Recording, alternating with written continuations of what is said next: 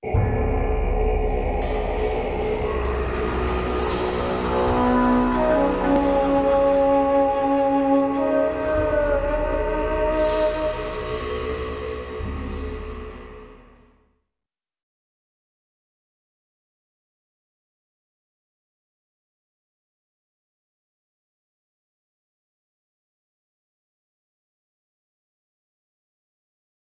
good afternoon, everybody. I hope you had a pleasurable break during lunchtime. Just a few announcements before we continue with this text by Palmo.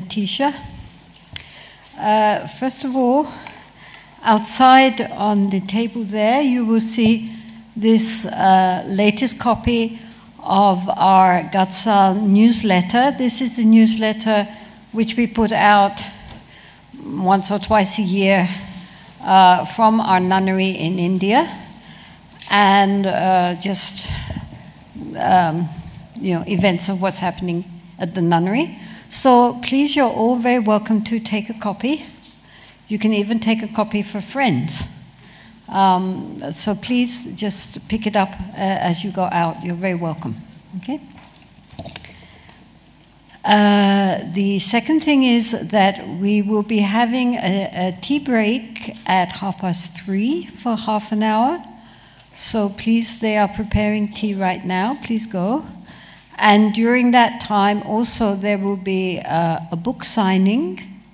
I think maybe at the end of the hall here. Yes. So at that time, also, if any of you wish to purchase one of our books, I will be there to sign it, should you wish for that. And then after that, at 4 o'clock, we will have a refuge ceremony for those who want it. Again, it's totally optional, obviously. The ceremony will be conducted in English, but even those who have taken refuge from other lamas or from whoever, we can take it again and again and again. As I say, you are not taking refuge in me, taking refuge in the Buddha, the Dhamma, the Sangha. And the more we take refuge, the more we are planting seeds in our mind stream, so that next life we come back and very quickly meet with the Dharma and have faith in it again. This is one of the important things to consider when we take refuge. Not only every day we take refuge as part of our practice, but when we do it in a particularly, a ceremonial manner, it plants very strong seeds, so that, we don't lose contact with the Dharma in our next life, because this is a very important point. Many people either never come in contact with the Dharma, or else when they are very old and they think, oh, if only I had met up with it when I was young. And so this is by taking refuge again and again and again, as often as you get the opportunity, it helps, along with the thought in your mind, may I never be disconnected from the Dharma. May I meet with the Dharma as soon as possible next life, with all the appropriate conditions to practice. I mean, to make that aspiration is very important for us all, because otherwise, it's so many influences come about, and at the time of death it might happen that therefore we lose that connection. And, if we are sincere in wishing to practice the path, that would be a very sad interruption and very difficult then to get it back again. So it's important that in this lifetime, while we have the opportunity, we set our aspirations for what we want, not just for this lifetime, but for all our future lifetimes. And one of them is that we should meet with the Dharma as soon as possible, with all the conditions for being able to study and practice, including very much that we have devotion and that we find teachers and so forth. It's very important. So at 4 o'clock we will do a refuge ceremony together with the 5 precepts. I believe now we're online, so I should like to say for those of you who are joining us online, if there's anyone out there and they would like to take refuge, then that is perfectly valid. Just visualize all the Buddhas and Bodhisattvas of the universe who, even if we can't see them, are gathered and rejoicing. They're all happy. They're all happy. So even if whether we're in this hall or whether we are across the world, it doesn't matter where we are, the mind it is that is taking refuge. So then those of you at that time who are not interested in this, you are free to leave and go home. And those who are interested or just want to observe but don't want to participate, then at 4 o'clock, please come back into this hall again, okay? So now we continue with the text, and then also we will do some questions and answers.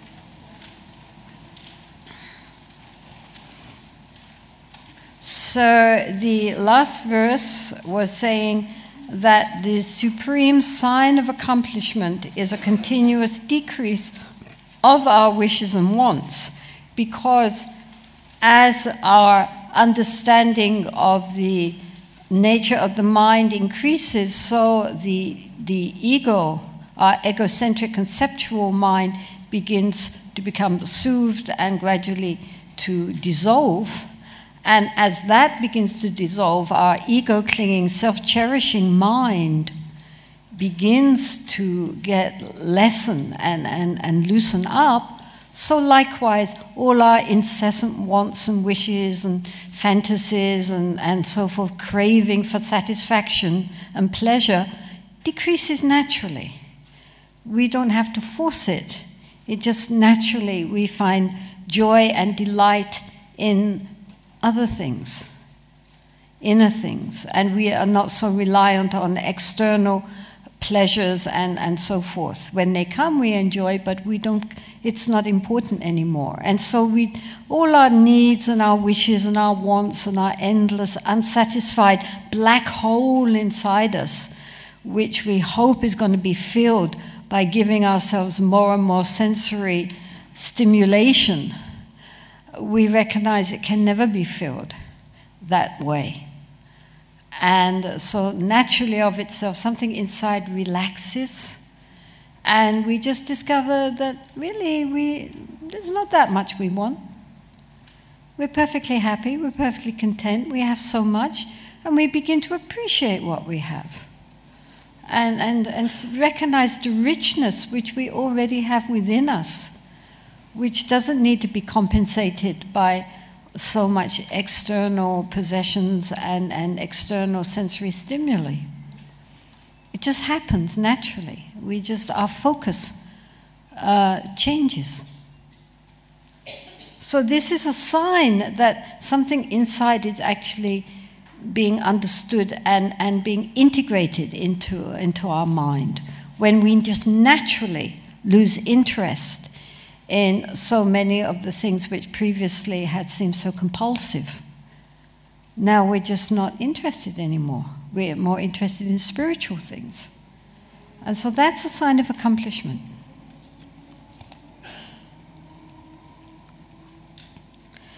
So now Atisha is going through the what are called the 6 paramita. It has to be appreciated that to attain to full awakening, it is not just relying on meditation, but there are many qualities which we need to cultivate on the path. On the path of a bodhisattva, there are many facets which we need to enrich for our lives. It's not just a matter of sitting. It's many other qualities needed. So traditionally, these 6 qualities are called generosity, ethical conduct, patience, effort, concentration, that means meditation, and wisdom. So he is going through them now and giving his own definition. Because normally when we talk about generosity, then we have the idea of giving things, giving wealth, sharing what we have with others, etc., etc. This is normally the way that generosity is presented. We are generous with our possessions, we are generous with our time, we are generous in sharing the Dharma, and so forth. But here, he kind of undercut, all his definitions kind of undercut the traditional way of looking at it. And he says that the highest generosity, the supreme generosity, is non-attachment. Because actually, if we are non-attached, then we are holding things like this, you know?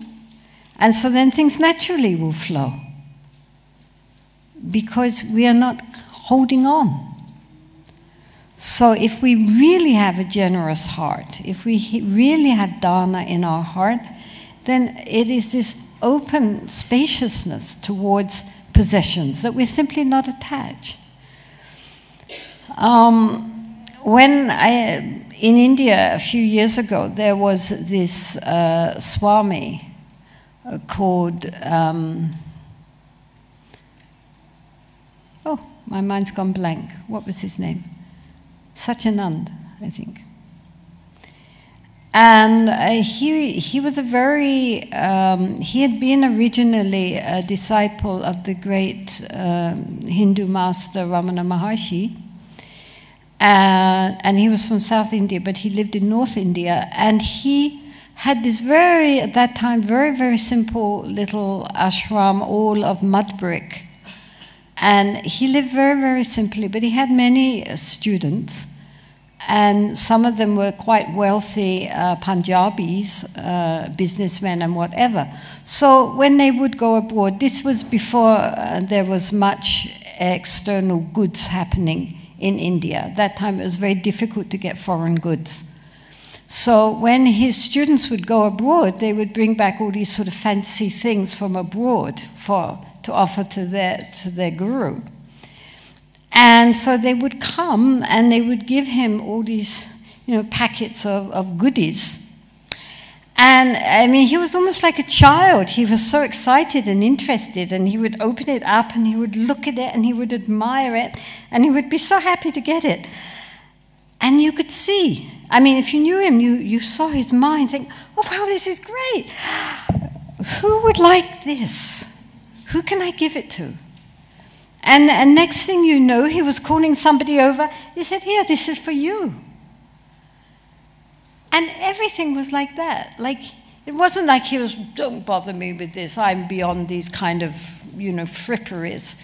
He enjoyed it. For 2 seconds, he really had it, and he loved it. But then next minute, it has slipped out of his hand into somebody else's hand.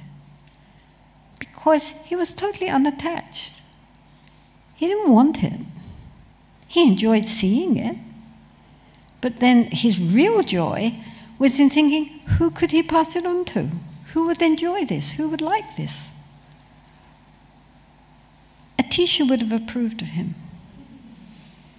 He really was totally non-attached in that really genuine way. So that he only wanted,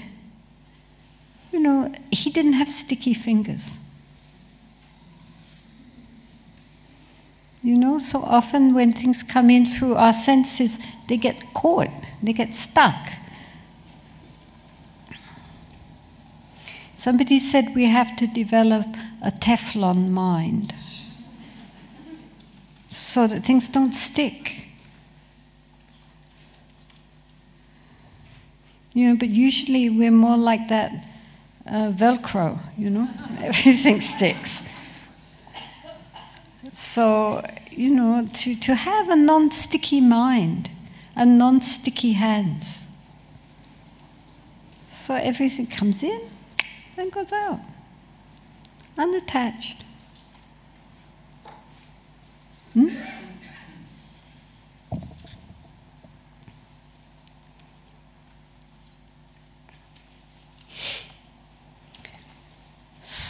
the supreme ethical conduct, Shila, is to pacify one's mind. So again, normally when we think of Shila, we think of controlling our body and our verbal actions. So, you know, for monks and nuns, there are the Vinaya, and for lay people, there are the 5 or the 8 precepts, and all of them are concerned with our physical and verbal actions, you know, abstaining from taking life, abstaining from taking what is not given, being very scrupulous in our sexual conduct so as not to cause harm to anyone, being careful with our speech, that it is not only truthful but also kind and non-divisive and not just endless irrelevance, that it has some real point. And also then at last of not indulging in intoxication, so that we keep our mind very sober, sobriety, so that we are in control of our minds. But here, mostly when people think of Shila, they think of not killing, not stealing, not lying, and so forth. So here again, he undercuts that, gets to the point by saying the real Shila is to have a quiet mind. Because if we have a mind which is peaceful, that peaceful mind will not seek to harm others. That peaceful mind will be, you know, wish only well to others. The point of the precepts is to live in this world harmlessly. So even if we don't help, at least we don't harm. I mean, if the whole world was just keeping these basic 5 precepts, it would be a very, very different world. These precepts are not based on what we wear, they are not based on what we eat, they are not based on any particular social customs, but they are purely how to live in a world without causing harm to anyone, including ourselves. They act like a fence to guard the garden of our heart as we are practicing, so that we can feel at peace, without guilt, without remorse, because at least we are not causing any harm to anyone. Any being, not just humans, but any being coming into our presence can know they are safe. We will not hurt them. We will not lie to them. We will not exploit them sexually. We will not do anything which could hurt them. They're safe with us. And this ability to give that sense of security and safety to humans and to animals and to insects and birds and so forth relies on having a mind which is at peace. So therefore, he says to pacify the mind.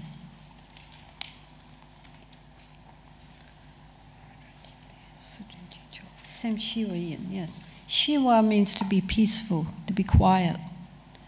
So if we have a quiet, peaceful inner landscape, that is going to manifest outwardly as peaceful and verbal, peaceful physical and verbal demeanor. If we are harsh in our speech and in our actions, it's because inwardly that we are not at peace with ourselves. If we are not at peace with ourselves, we are not going to be at peace with others, or it will be a false peace. This again is why the Buddha emphasized that when we contemplate loving kindness and compassion, we start with ourselves, because we have to make friends with ourselves, be at peace with ourselves. Then we are friendly and peaceful with others. But if we're at war with ourselves, if we are mean to ourselves, if we are always flagellating ourselves, in the guise of thinking that that's something very spiritual, to be nasty to ourselves and pull ourselves down the whole time, then inside there is no peace, and that will inevitably, in the end, issue out as being very harsh and critical and judgmental of others. So first we have to make peace with ourselves, and from that peaceful mind will issue forth naturally peaceful actions and peaceful speech. So that our highest ethics is not dependent on our physical and verbal actions, but actually is a mental action. Perfect Shila comes from the mind.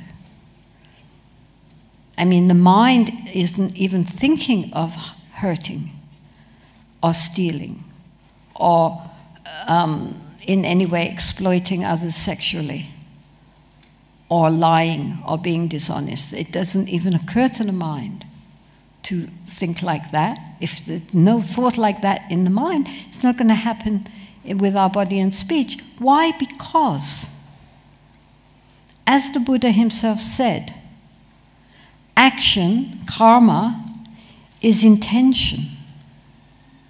So any action which we perform with our body or speech presupposes a mental action. Without that, the body won't move.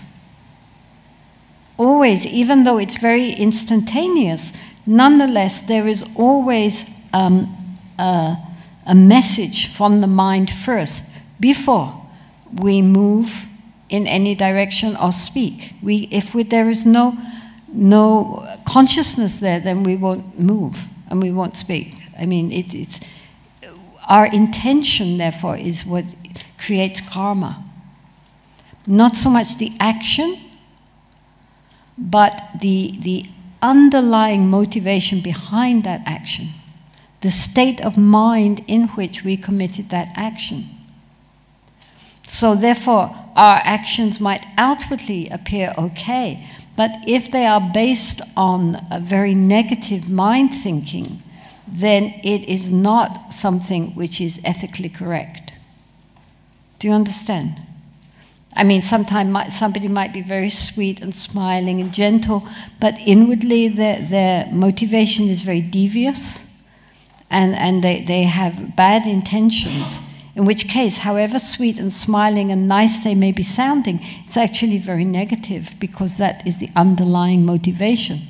Whereas somebody might be very stern and strict and speak, quite strongly, but their motivation is to help that person and not to do what they're doing or in some way to guide them, in which case that would still be a very wholesome method, even though it might outwardly appear to be quite rough.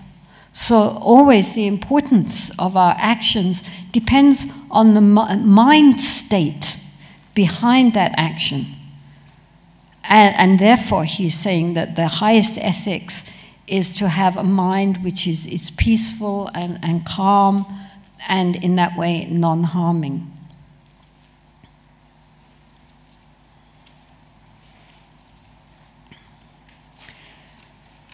The supreme patience is to take the lowest place. This is part of these what are called Lojong teachings. Lo means the mind in the form of the intellect, actually, mostly. For example, a very common name in Tibetan is Lobsang, which Lo means intellect, Zang means good, so it's scholars, etc., like that name. It means good intellect. But here, this Lo Jong means to train, and it's not really so much the intellect that is being trained. Alan Wallace, for example, translates it as attitude. And that is really what is, what it's dealing with in the Lojong teachings, which stem from Palda is especially when things are difficult, then in training us to respond in a very positive way, which is the opposite of how we would normally spontaneously respond. So, for example, one of the main examples is that when people are nasty to us, especially if we have done something nice to them, we've always been very kind, maybe our children, or some special friend, or our partners, and we, from our side, have always tried to be as nice as possible. And then they turn around and bite us, so to say. They turn around and do something really mean. They say bad things about us, or they cheat us, or they, in some ways, you know, for example, I know many families who are reft when the parent, the wealthy parent dies, and they're left contending the will. So many families, East and West, where siblings who grew up together and presumably loved each other suddenly take each other to court and say the most awful things about each other in order to get the wealth, which was bequeathed maybe to them equally. Now one of them decides they want it all for themselves. This is so common. Unbelievable. Or partners who have been living together forever, you know, married partners, and they go to the divorce court. And, you know, suddenly the person that you loved most in all the world is saying the most awful things about you. And so forth. I mean, this type of thing is, you know, fairly common, especially people that you loved and now they've turned against you. They mention this especially. The point is that how to deal with these situations which are extremely emotionally painful. Not just that they're saying nasty things or trying to get everything for themselves and putting you down, but that the emotional pain of that. So the Lojong teachings, when somebody puts us, creates problems for us, how to take that on the path.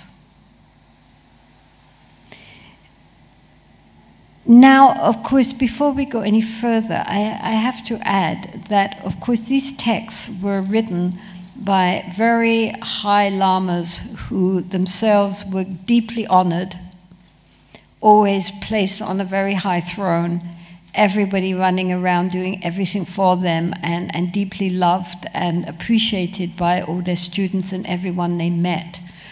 And mostly they are writing these texts for other lamas in like position.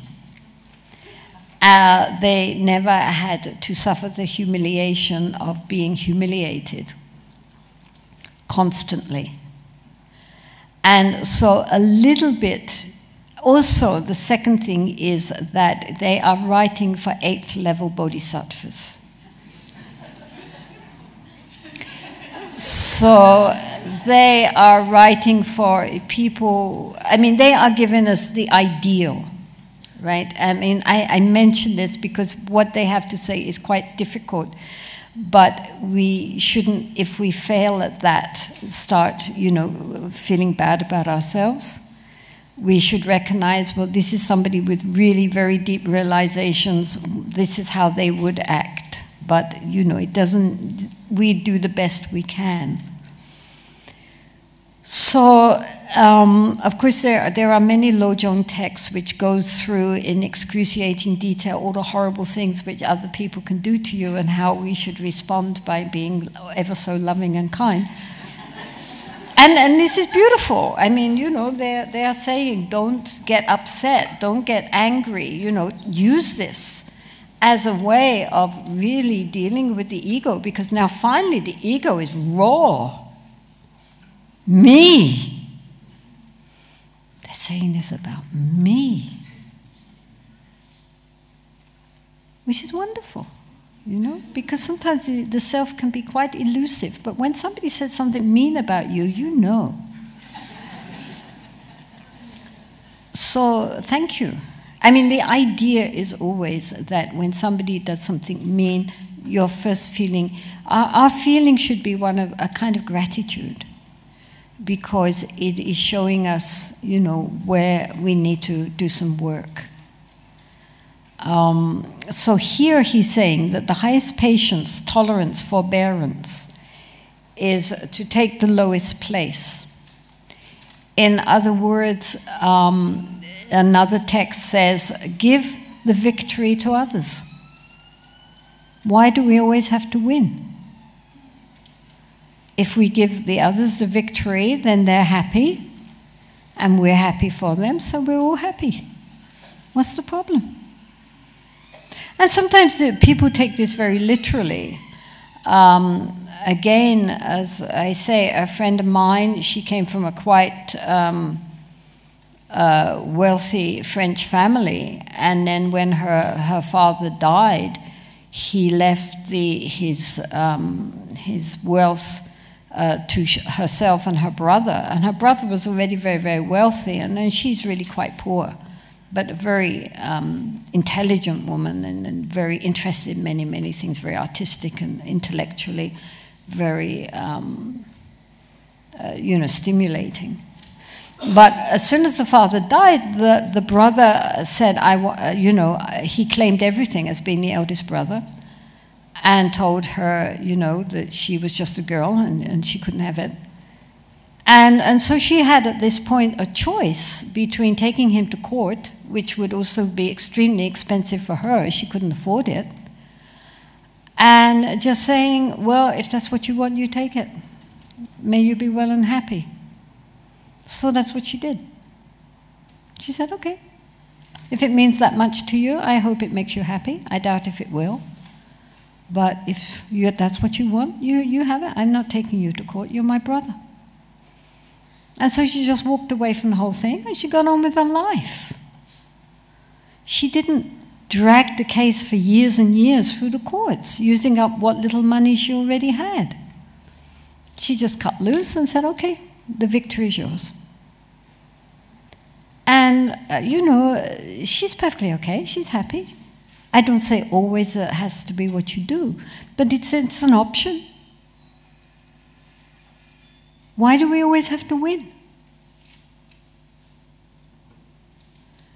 And so when people criticize us and cause us trouble, we can retaliate. Or we can say, okay, fine, you have it. You're my spiritual teacher.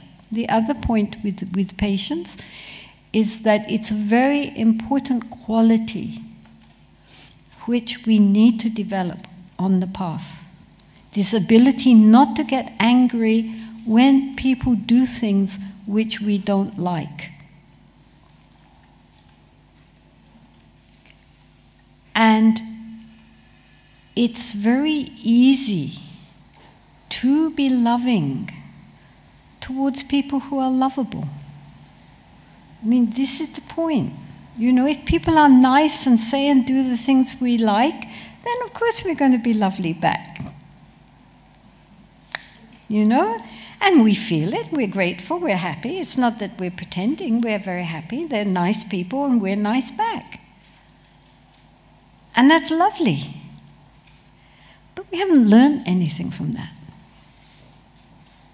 So, and Atisha, for example, is very famous for having an Indian, he brought with him from India this attendant who was very rough and very rude and very uncooperative and absolutely horrible.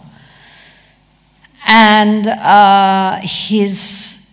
Atisha's a Tibetan student said to Atisha, but why have you got this horrible attendant? He's so rude and uncooperative and he's absolutely awful.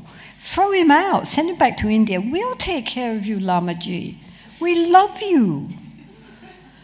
And And Tisha said, well, that's just the problem. You know, you all love me. You all serve me so nicely. He's so awful. Who have I got to practice on if not him? He's my teacher. And so the idea is that when people are difficult, when people do not do what we want them to do, they do not say what we want them to say, when they are very difficult and cause problems, rather than being upset and angry and seeing them as an obstacle to our practice, we see them as our teachers. They're our teachers of patience. How are we going to develop this important quality if nobody pushes our buttons? And so in some texts it says you take this obnoxious person and you place them on your head like a teacher. You know, and think to yourself, oh, thank you so much, you're so horrible. And, you know, I'm really going to develop my inner powers of forbearance and tolerance, relying on you. So in this way, the person who apparently is an obstacle becomes our opportunity. And who is upset by people's bad behavior? The ego is upset. The sense of I is outraged. So therefore, Atisha says, take the lowest point. Consider yourself as the least and everyone else as more important. Basically what this means, it doesn't mean just that we have to go around cultivating an inferiority complex and low self-esteem. As I said, this is written by these big abbots and big lamas who are always honored, honored, honored. So for them it's very helpful to think of themselves as lowest of the low. It makes a change for them. But for ordinary people who often struggle already with low self-esteem, doing that literally is not what it's meant. What it really means is that we should step out the way. That in any encounter, we are not the most important person there. The other person is most important. That is who really matters in any encounter. We give honor to that other person. And we step aside and give our attention to that other person. And in that way, it is said, you know, like we take the lowest part. It means just that we're not, what do they think of me? It's not important what other people think of us. I mean, the important thing is that we give out loving kindness and compassion to them. And in this way, what their opinion of ourselves is irrelevant, and so we're stepping out the way. We're giving the full spotlight to that other person, whoever it is that we're there with. This is why, again, when His Holiness the Dalai Lama meets somebody, even if he meets them just for a second in a row, in that moment of meeting, when he looks into their eyes, at that moment, the only person existing in the world is that person opposite him, which he is meeting and accepting and loving all in that same moment. And so it's so powerful for people when they meet him, even if it's just for a second. There's just that flash of total love and acceptance. And he's not absolutely 100% not thinking, I hope they're impressed that I'm the Dalai Lama.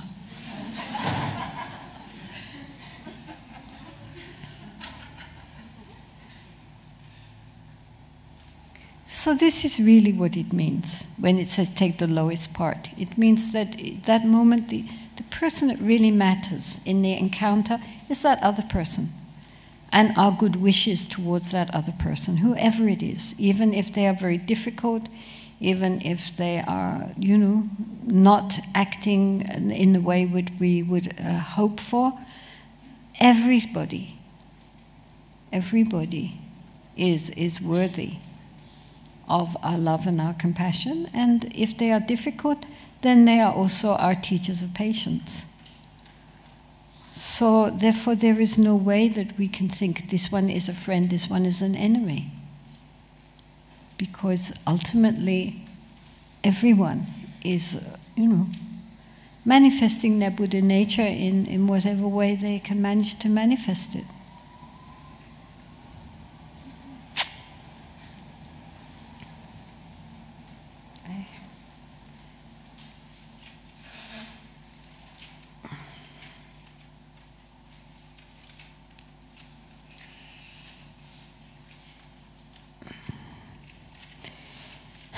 The supreme effort is letting go of activity.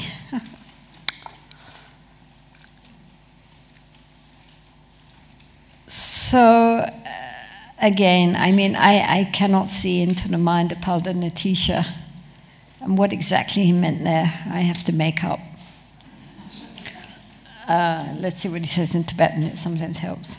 Sundu di chawa tongwa yin, you know, that's what it says.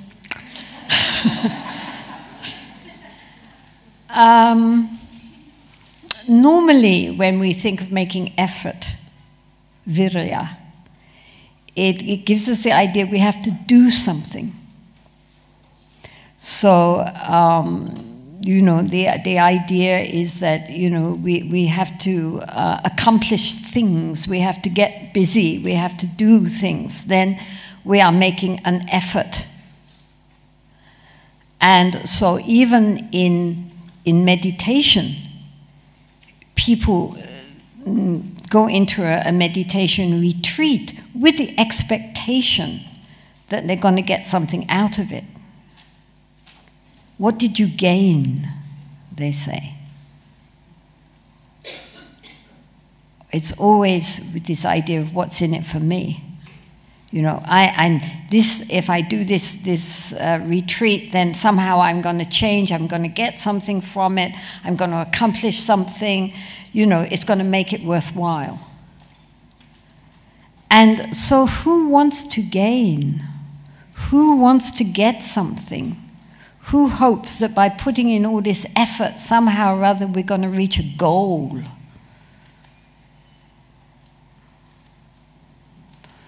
The ego. The ego is saying, oh, if I practice really, really hard, then I will be a super ego. And everybody will admire me. And I will be so special.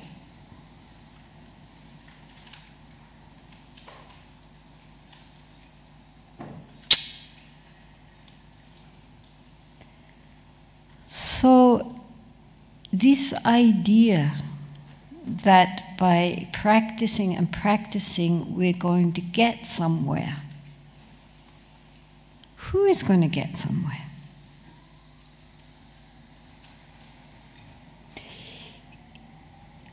Certainly in the Mahamudra Dzogchen tradition, and I'm sure in all Buddhist traditions, you set your goal.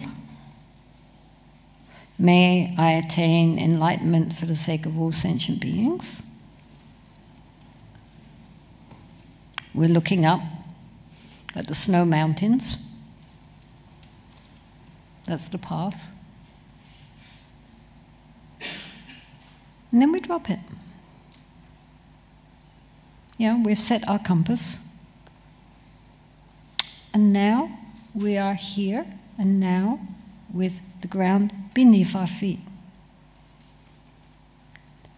And it is not a question then of getting anything. In fact, after I left Lahul, after I left the cave, then many people said to me, well, what did you gain from all those years in the cave? And I was reading the other day an interview just after I left the cave. Somebody said, so what did you gain? And at that time I said, it's not what you gain, it's what you lose. And that's the point. We're supposed to be shedding getting lighter, releasing, becoming more free, not getting more and more. A bigger, better, more spiritual me. That's not the point. So if we are making lots and lots of efforts in order to get somewhere, then we have already lost track. On the ultimate level, there's nowhere to go and nobody to go there.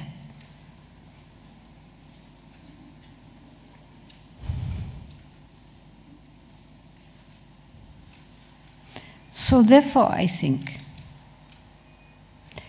that when Atisha says the supreme, the highest effort is letting go of activity, he's talking about the fact that what we are trying to do is release our mind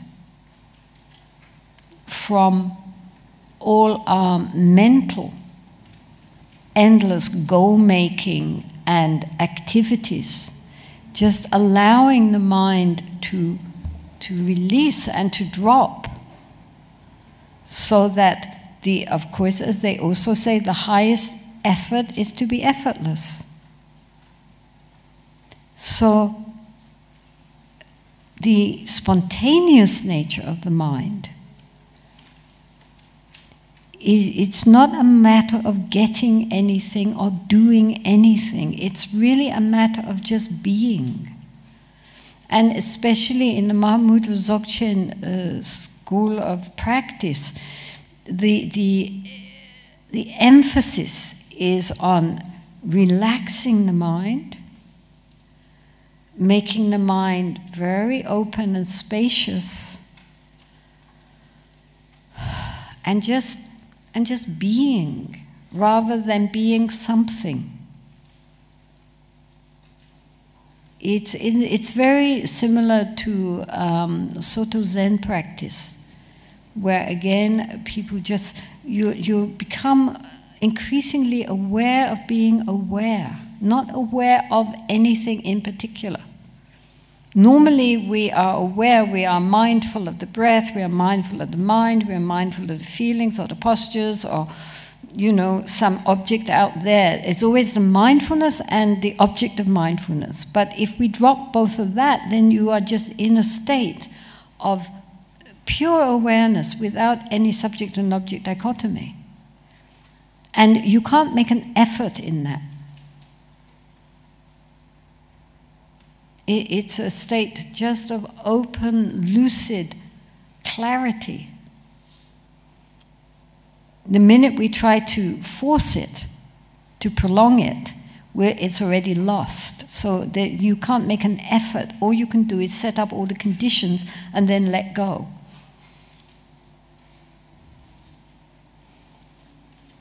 So maybe that's what he means. Letting go of all internal activity. It's not a matter of doing something.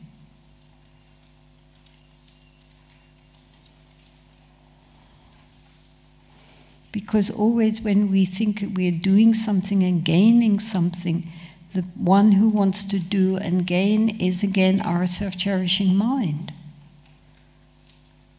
But this is going beyond the self-cherishing mind.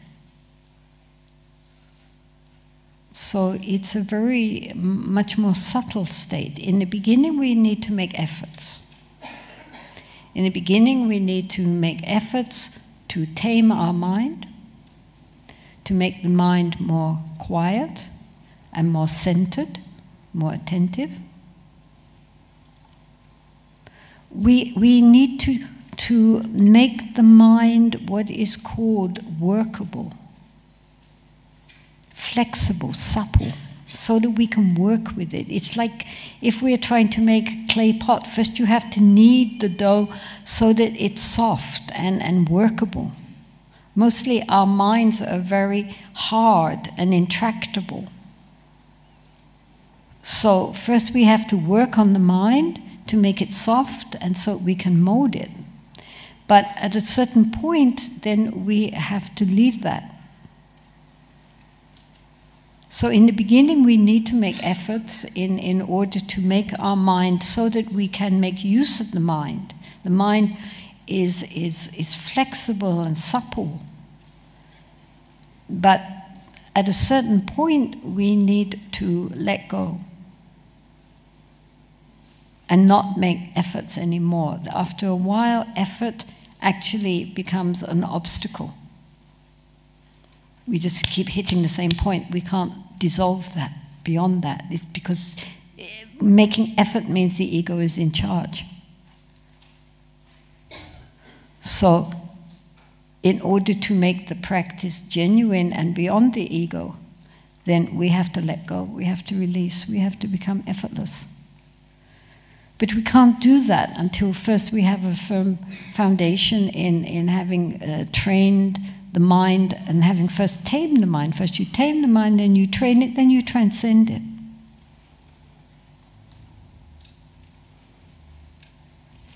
Okay?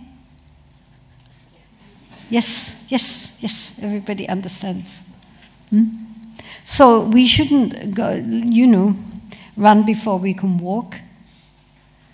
First we have to give attention to using our daily life to tame our minds, then to train it so that we are thinking in positive streams and not in negative streams, and then gradually we learn how to go beyond our ordinary conceptual thinking mind, our conventional mind, to something so much deeper, which is our true nature. But to get to our true nature, we cannot make efforts. It comes through release.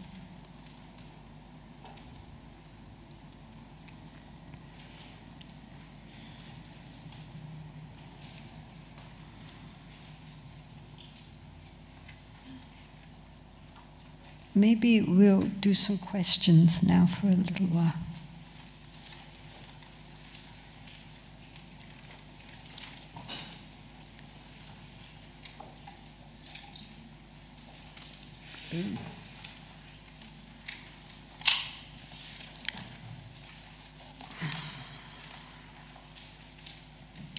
What's your opinion in the West of very common commercialization of Buddhist lectures and meditation teachers provided by Western teachers who aren't benefiting monasteries or other causes and are only doing it for profit?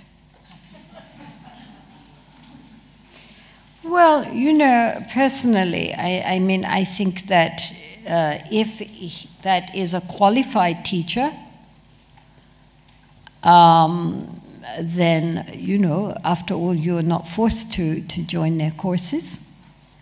But if by joining their courses one benefits and they are skillful teachers, then what they do with the proceeds of that is their business.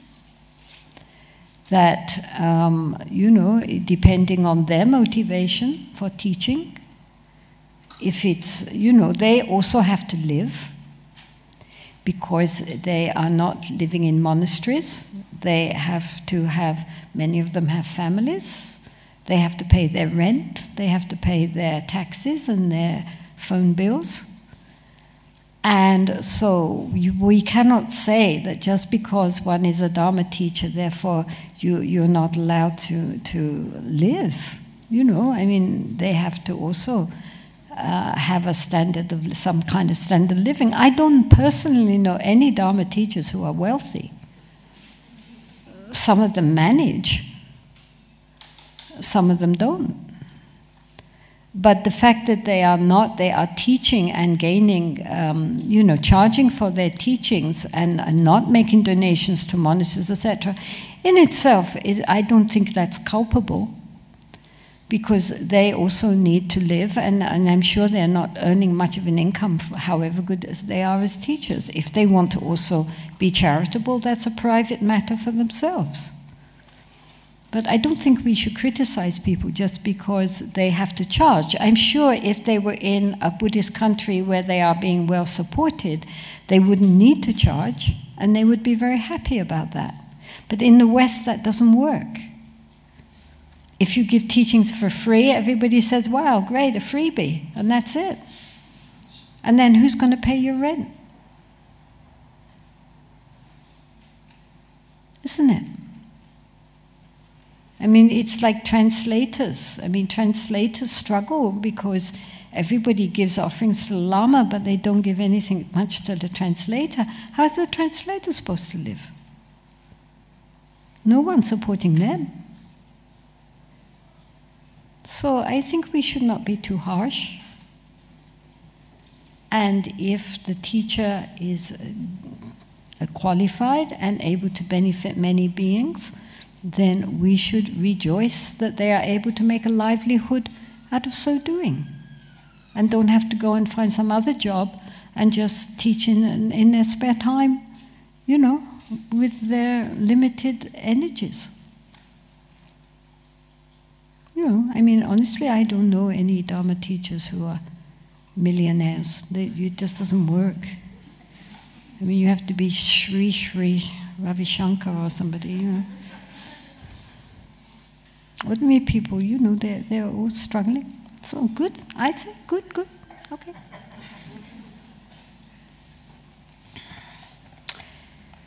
Where does one begin if we want to have a Dharma practice, don't have a teacher or live near a school? Well, of course it's difficult. I mean, obviously to have a teacher or to live near a Dharma center is very nice. But if you don't, nonetheless, there is no excuse. Because, you know, you are all educated, you can all pick up books and read them and understand them, which is very rare in this world, even to today. And there are so many books. I mean, the only problem is confusion. I mean, I admit that, because before the problem was there was nothing available. Now there's too much available. And so it can be confusing, but nonetheless, be eclectic. You know, try all the dishes, see which one appeals, and stick to it. There are also, you know, many YouTubes and podcasts and all sorts of things nowadays available for people who do not have direct access to a teacher. So I think the thing that we should think of is don't be too ambitious. What we need to do is get our mind in order, get our mind well tamed, and really try to use our daily life as our practice, as well as formulate a very simple daily practice, not too long, but continuing, and really sit down and ask ourselves, what are we hoping to, you know, not just to accomplish, but, you know, what within the possibilities we have, what do we want really? Most people just want some simple basic practice and a method for carrying that practice into their daily lives, with from time to time some more intense teachings and retreats. Mostly people can manage that. If you're really sincere, you can find ways to do that. And even if you can't have a Dharma center down the road, you can still be in contact with other people nowadays. And I think, you know, find out where are the groups, what's being on offer, what is happening, which approach speaks to one's own heart. And I would say keep it simple. Keep it simple, but do it. Because, you know, just otherwise, if we try to make it too complicated and too difficult, in the end we get discouraged and give up.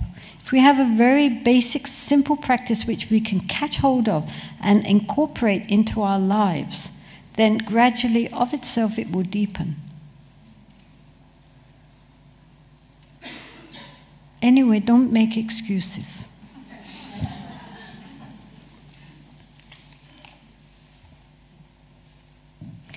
In the world we live in today, do you think anybody can become fully realized and enlightened in their human body, or is all our Dharma to just muck in and help the cause. You know, the point is that we all have Buddha nature. And whether it was at the time of the Buddha or whether it's 2016, we all have Buddha nature. It doesn't make any difference. And since we all do have Buddha nature, which means that the natural primordial level of the very subtle consciousness, which is not something which we can grasp at with our conceptual thinking, because it's beyond conceptual thinking. As I say, the Buddha called it the unconditioned and the unborn and the uncreated. And he said if there was not the unborn, the unconditioned, the uncreated, there could be no basis for the born, the conditioned, and the created. So, I mean, the Buddha right from the start recognized that. He didn't talk about it much, because as soon as we talk about it, it becomes conceptual, right?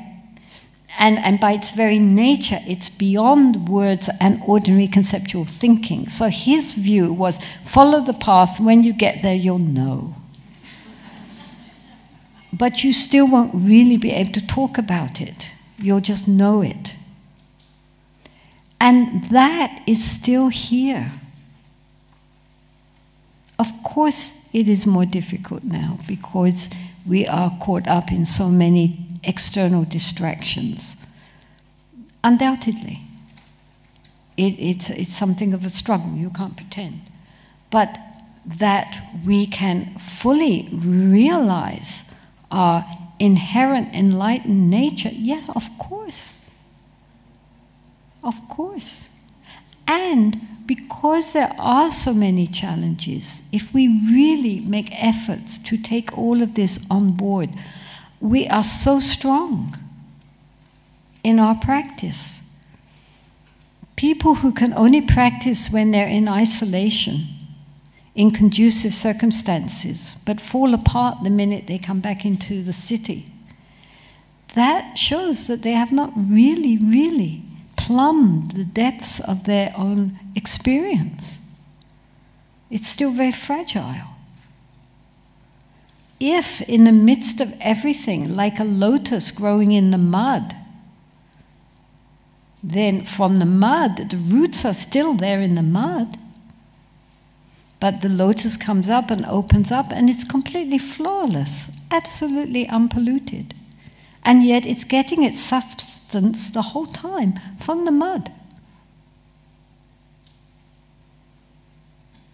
And this is why always this image of the lotus. Because it's not generated in pure circumstances. It's thick mud swamps. There it comes up, and then it opens, and it's completely beautiful.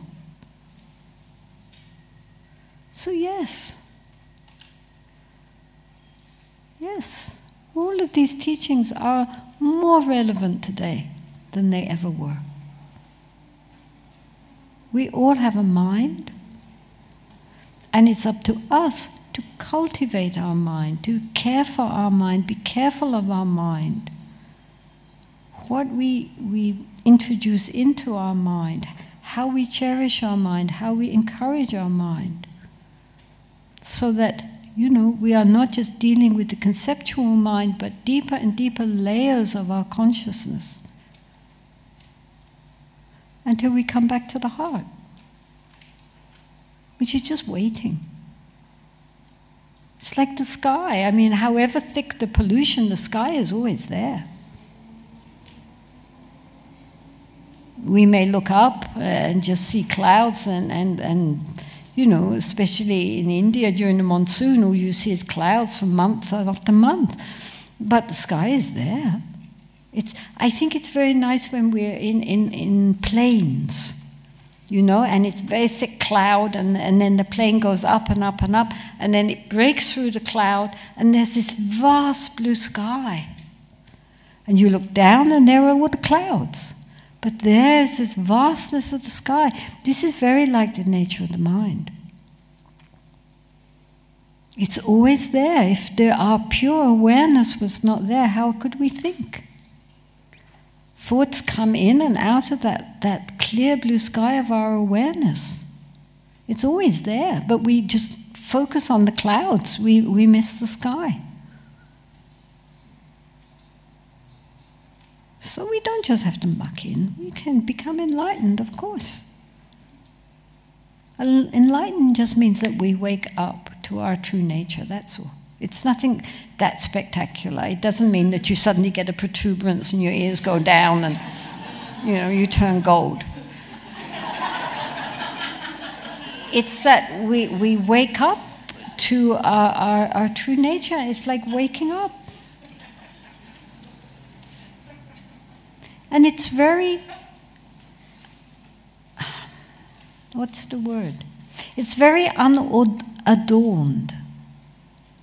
You know, sometimes when we are doing meditation, all sorts of exciting things happen, lights and bliss and all these things. But the nature of the mind is so simple that almost we could miss it. It's not like that. Like space, you know, all the things in space are all very fascinating, but space itself, you can't see it, you can't grasp it. But it can't, nothing can exist if it were not for space. Everything is space. Even the most solid things are space. But you can't grasp space and say, this is mine.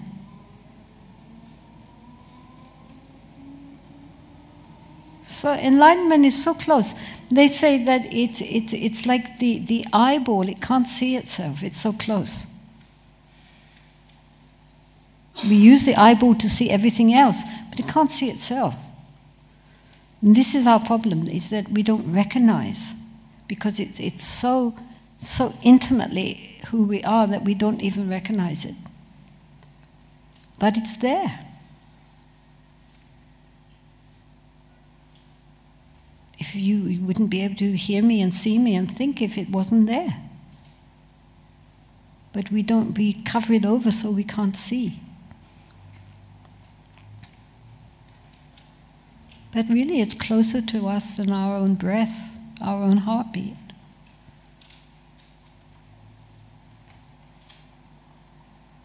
So please don't think that this is a Dharma ending age. I think this is it could be, it could be a whole Dharma beginning age, because we are dealing with a whole different kinds of people who are practicing now to who traditionally were practicing. Even in Asia, the change is there now. I mean, like I go quite often to China, and it's very interesting how much the Dharma is flourishing these days in China, with such sincere practitioners. After such a drought, you know, they are really, really thirsty and educated and articulate and bright and wanting to really understand Dharma and practice. So East and West, you know, it's a new age we're going into.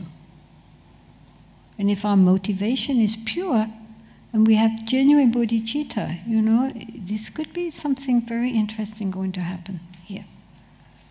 So please don't think that, you know, it's all happened in the past and can't happen anymore now.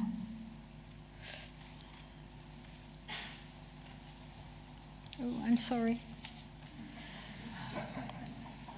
I have had so many difficulties with my husband over many years that I have now firmly decided to leave him despite following a spiritual path. Well, the Buddha left his wife. Maybe I have failed. Yeah, I mean, he did.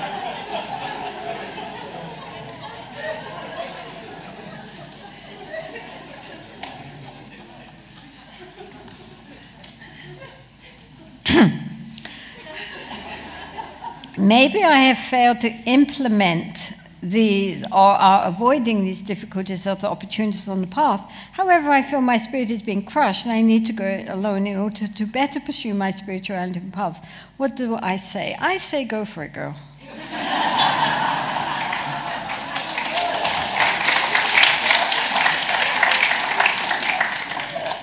The point is that we try.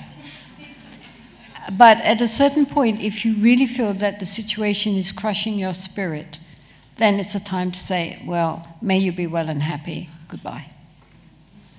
I mean, we are not trying to be masochistic.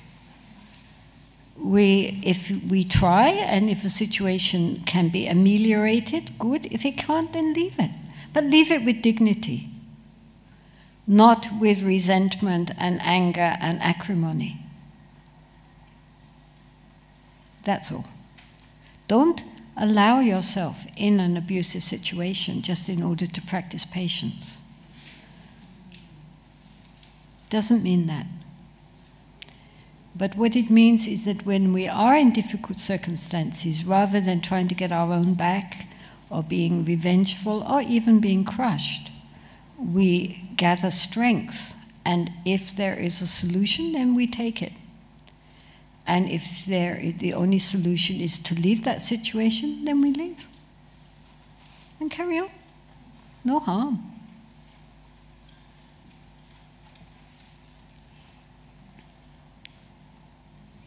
Is anger ever a force for removing injustice and therefore good? Ultimately, not, if it's really coming from the root of anger.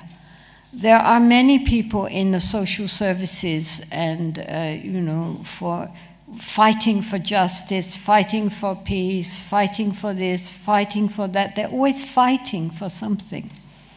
You remove that cause, they'll find another cause to fight for. And it appears to them that their anger gives them energy. But the problem is that, first of all, they are always going to be angry at something. Where is the source of that anger? It's not even what they're fighting for, because they'll fight for anything as long as they can get angry about it.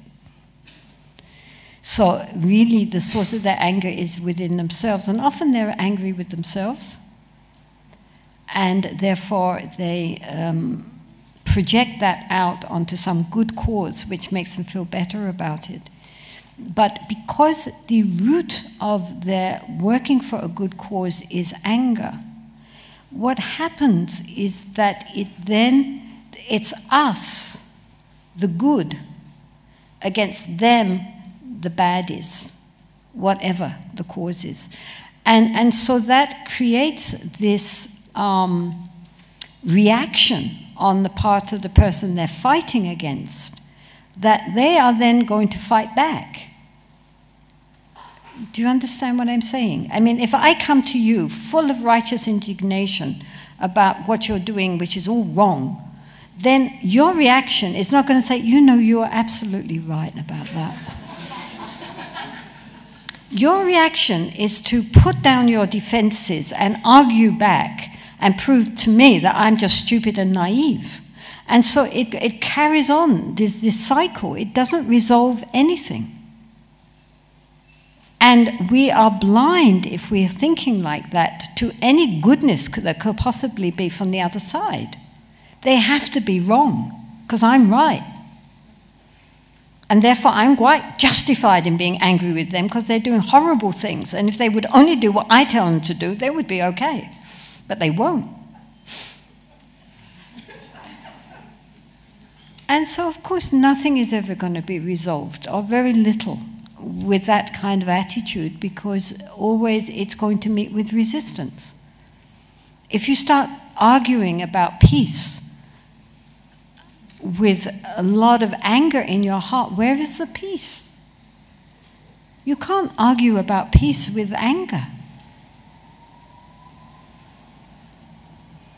So the learning now, more and more, of course, there are these courses given on, how to deal conciliation and compromising, and learning how to listen to the other person, non-judgmentally. All right, you are doing this. I don't agree at all, but I want to know, tell me, why are you doing this? And to try to listen and hear them. Not think up arguments against them, but just open and listen and see if one can reach some conciliation on both sides, giving up both sides. Nothing is perfect, but maybe we can come to some agreement here. And because one is coming from a peaceful, listening, open state, that influences them to also calm down. They don't have to defend themselves. You're listening. And then, you know, maybe you learn something. We can all learn something from others. I mean, people do things for whatever reason, but we need to understand what is their reason. And in this way, you know, maybe there is a passageway in where we can come to some agreements. We can understand each other, where each other are coming from, sympathize with that, and you know, come up with something that can work for both of us. But if we are always, you know, defending ourselves through anger, then, as I say, all we get in reply is more aggression, more anger, more, you know, people sitting down on their points and not listening to us. They're not listening to us. We're not listening to them. We're just shouting at each other across the wall. So, no. There is another kind of anger, which is not genuine anger, but is, as with the protectors. In all Buddhist traditions, outside temples, there are protectors who look very fierce. And so they manifest a kind of anger as a protection against the sanctity of the temples. But it's not a genuine anger. It's manifesting that way, but its core is compassion. This is why, you know, Chenrezig, who is considered to be the bodhisattva of compassion, Lokeshvara, and is white and smiling, his alter ego is the black protector Mahakala. It's because Mahakala manifests this very wrathful attitude to deal with people who won't be dealt with by peaceful means. But still his core is compassion. It's not anger. He just sees that people are doing things which are very, very stupid and are going to harm themselves and others. They're not going to listen to reason. They're not going to listen to gentleness. So therefore you have to frighten them into being good. Like little children, you know, parents scream at the little children. They're not allowed to smack them anymore, but they can at least, you know, glare at them. I hope that's allowed. And then the child is frightened into being better behaved. And so likewise, but they don't really angry with it. They don't want to hurt the children. They just want to, you know, get the children alarmed enough that they will behave themselves. So in that way, we can sometimes manifest as if we are angry. But genuine, if we are responding to people with anger, we are controlled by the anger, we are not in control. And that is a negative emotion, and it will invoke negative emotions probably from them too. And therefore, nothing will ever really be genuinely accomplished. Hatred does not cease by hatred. Hatred only ceases by love, said the Buddha.